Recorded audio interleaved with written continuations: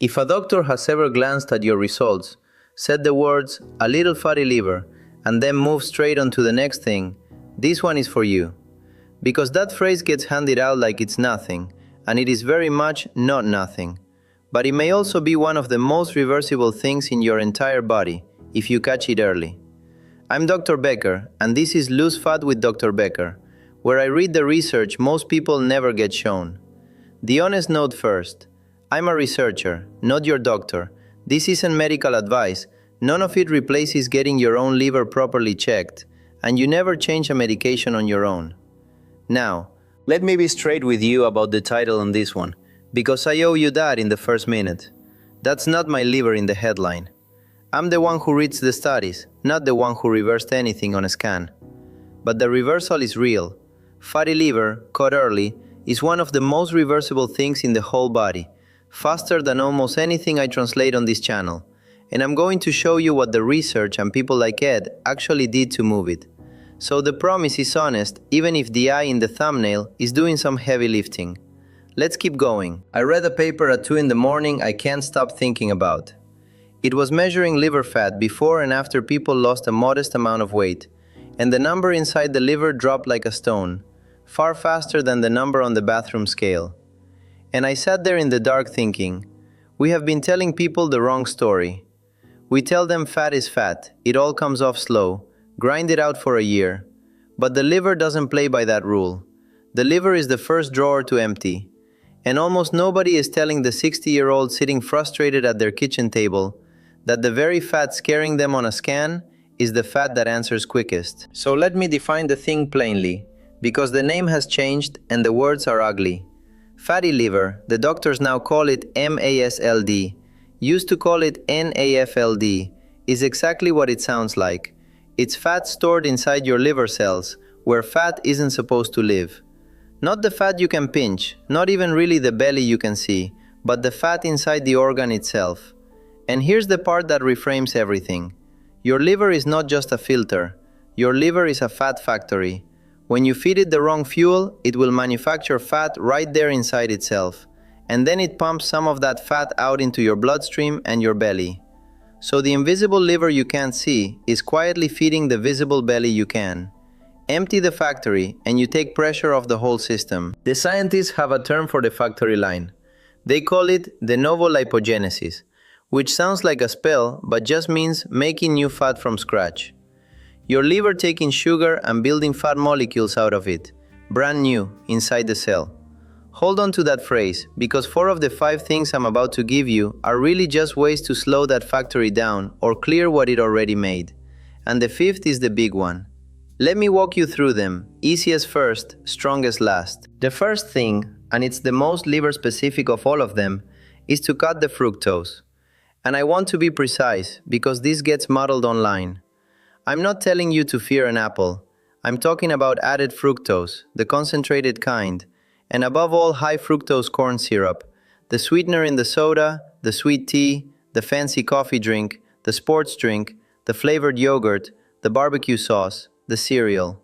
Here's why the liver cares more about fructose than about almost anything else you eat.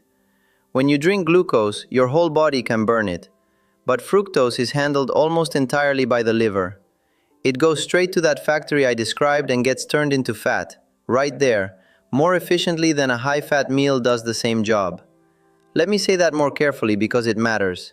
It's not that fructose is poison, it's that a big slug of liquid fructose, with no fiber to slow it, lands on the liver all at once and revs the fat-making line harder than nearly anything else on your plate. The research on this is about as consistent as nutrition research ever gets. So what do you actually do with that at the plate this week?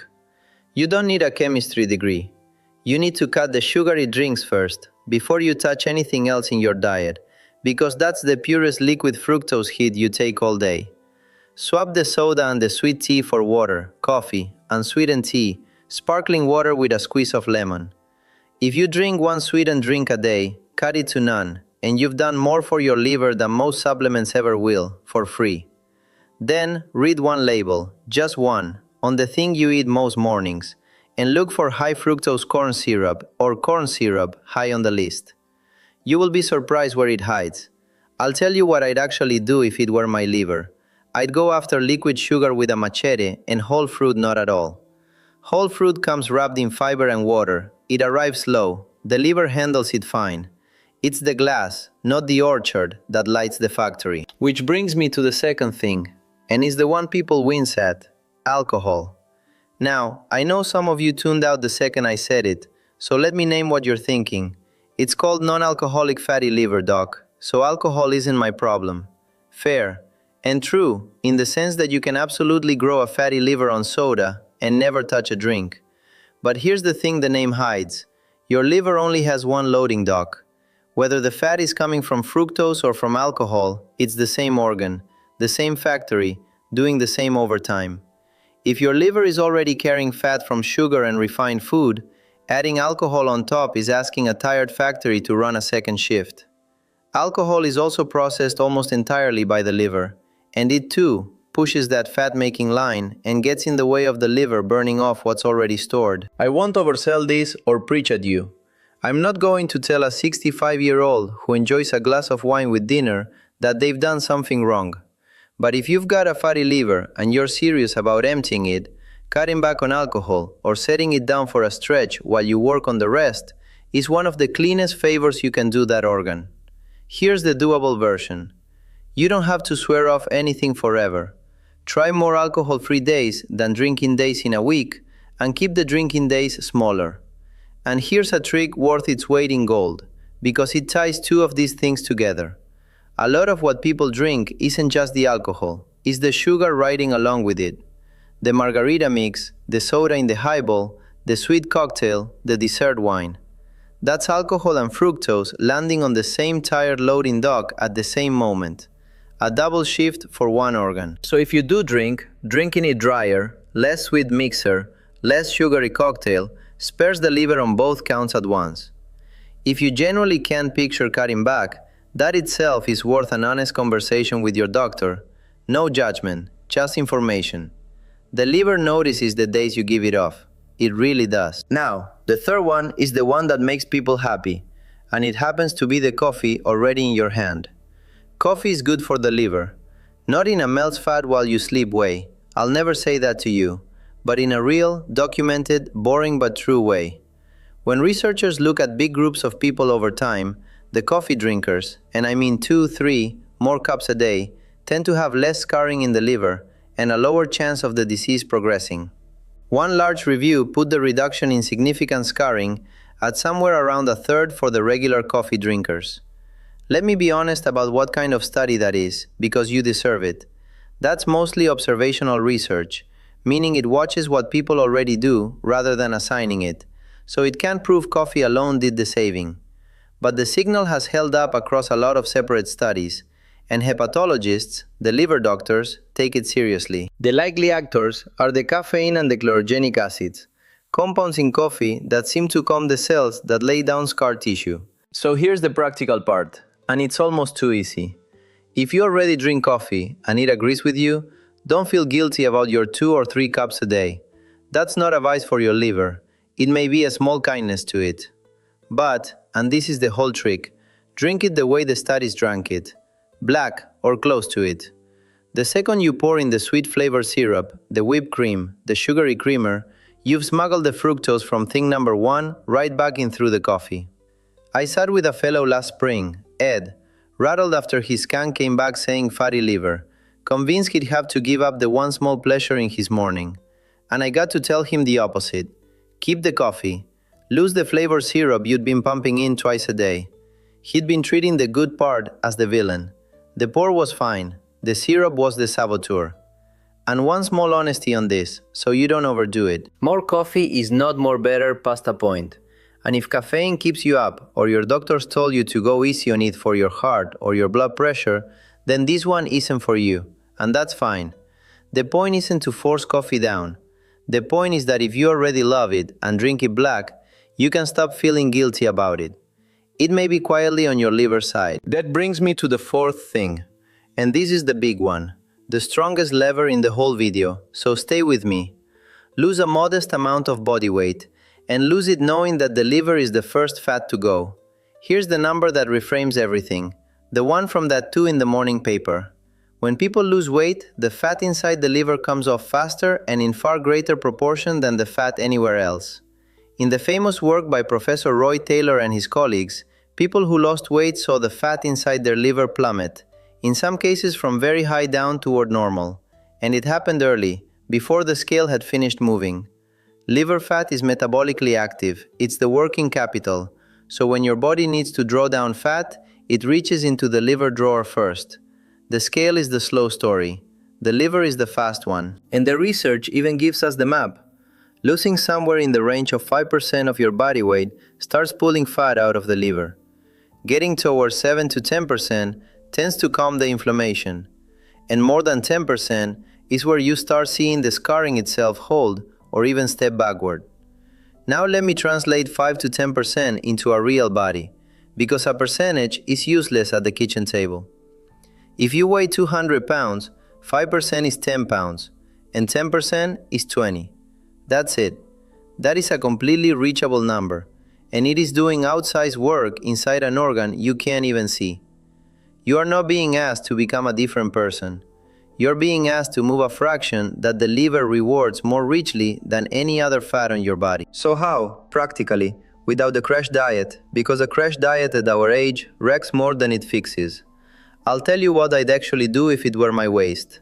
I'd build the plate around protein and vegetables first. Eat those before the bread and the potato, and let that order fill me up so the refined carbs take a smaller seat. Protein at every meal matters more than people think as we get older, because it keeps your muscle on while the fat comes off, and muscle is where a lot of your sugar gets burned. An egg or two, some Greek yogurt, a piece of fish or chicken, a handful of beans, that's the anchor of the plate, and the starch becomes the side dish instead of the main event. I'd walk 10 minutes after my 2 biggest meals, which does more than people believe, because moving right after eating helps your muscles pull in the sugar before the liver has to deal with all of it. Not a workout, not a program, just a slow 10-minute loop around the block after dinner while it's still light. And I'd aim for that 10 pounds, over months, not weeks, slow enough that it stays gone. Wait, let me back up and say the important half of that out loud, because I glossed it. Slow is not the consolation prize here. Slow is the strategy. The weight that comes off over months is the weight that stays off, and staying off is the whole point. Because a liver that empties and then refills has gained you nothing. And I have to say the honest thing here. Some of you are on a GLP-1, an Ozempic or a Wegovy or a Mounjaro, and it may be helping your liver right now precisely because it's helping the weight. If that's you, wonderful. Keep working with your doctor, alongside your doctor, and never change a dose on your own based on anything I say. This is not either or. Everything I'm describing works right alongside the medicine. And that leads into the fifth thing, which is really 2 small allies that round out the plate: omega-3 fats and soluble fiber. Start with the omega-3s, the fats in oily fish, sardines, salmon, mackerel, and in a fish oil capsule. The reason the liver cares is elegant. Remember the factory, the fat-making line, the novo lipogenesis? Omega-3 fats seem to whisper to the liver, you don't need to build so much fat, turning that line down a notch, while also helping the liver clear fat it already holds. Let me be careful and not oversell it, because I promise you honesty. The studies on fish oil for fatty liver are a mixed bag. Some show a clear drop in liver fat, some show barely anything, and the right dose isn't nailed down. So I won't call it a cure or a magic bullet. What I'll say fairly is that the overall weight of evidence leans gently in its favor, and a couple of servings of oily fish a week is good for you 6 other ways regardless. That's a bet worth making on those terms. Then, soluble fiber, the second ally. And this one loops us all the way back to thing number 1. Soluble fiber, the kind in oats, beans, lentils, apples, that turns gel-like in your gut, does 2 liver-friendly jobs. It slows sugar down so it doesn't hit the liver all at once, taming that fructose rush we started with. And it feeds the good bacteria in your gut that seem to keep the whole metabolic picture calmer. Here's the practical version, and it's cheap as dirt. A bowl of plain oats in the morning, beans or lentils in a soup or a chili a few times a week, an apple with the skin on instead of the juice. And notice the pattern, because this is the elegant part. The apple with the skin on is fiber plus a little fructose arriving together, slow, and the liver handles it fine. The apple juice is the fructose with the fiber stripped out, arriving fast, and now it's a problem. Same fruit, the fiber is the difference. That's the whole lesson of this video in one piece of fruit. You are, quite literally, putting a speed bump between the sugar and the factory. So the fifth thing is really, eat the fish, eat the oats and beans. Two allies, both at the supermarket, neither one a pill you have to be talked into. And if you want the single cheapest move of the whole list, it's a bowl of plain oats swapped in for a sugary cereal or a pastry. Under 50 cents, soluble fiber front-loaded into your morning, and you've slowed the factory before the day even starts. And let me be straight with you now, because I always land here and it's the most important part. There is no food that empties a fatty liver overnight, whatever the thumbnail promised, including mine. What I've given you is not a magic compound, it's the boring stuff done consistently, which happens to be the only thing that has ever worked. Here's the part the thumbnails leave out. All of this is for an early fatty liver, the simple fat in the cell stage, and that stage is beautifully reversible. But if things have gone further, into real scarring, into fibrosis or cirrhosis, that is a different and more serious country, and it is not a watch a video and fix it at home situation. That's a sit down with a liver doctor situation, which is exactly why I keep saying get it checked. A fatty liver is famously quiet. It usually doesn't hurt, doesn't announce itself, and gets found by accident on a blood test or a scan. So the single most powerful thing you can do isn't even on my list of 5. It's knowing your number in the first place. And one more honest line, because I said people like Ed reversed this, and I don't want you to hear it as a promise. What the research shows, and what Ed did, was give the liver the conditions to empty itself, and then the liver did the reversing, on its own timeline, not on a guarantee. I can't promise you a number or a date, and anyone who does is selling something. What I can tell you is that of all the fat on the human body, this is the one that answers back the fastest when you give it half a chance. So here's your one thing this week. And if you do nothing else from this whole video, do this. Cut the sugary drinks. Not your diet, not your carbs, not everything at once, just the liquid sugar. The soda, the sweet tea, the syrup-loaded coffee. That is the purest, most concentrated hit of fructose you give your liver all day, and pulling it is the fastest way to take your food off the factory line. Swap one sweetened drink for water or black coffee or unsweetened tea, starting at your very next one. It costs you nothing, it's the single most liver-specific change on the list, and your liver starts responding to it faster than you'd believe. Do that for a week, and then, when you're ready, layer the oats and the fish and the after-dinner walk on top. Your metabolism didn't betray you, and you didn't fail. That fat gathered inside the liver because the machinery got overloaded, not because you're weak or you let yourself go. And the machinery still answers to what you do next, more generously in the liver than almost anywhere. Small, repeatable, and alongside your doctor with your actual numbers in front of both of you. Get the liver checked, bring what you heard today into that room, and let the people caring for you help you read the scan. That's where the medicine belongs. The changes belong on your plate and on your walk. Keep it steady, keep it doable, and I'll see you right back here. Bring a friend who needs this, and tell me in the comments if you've had a fatty liver diagnosis and what moved the needle for you, or what scared you about it. I read these, and someone reading yours will feel a little less alone.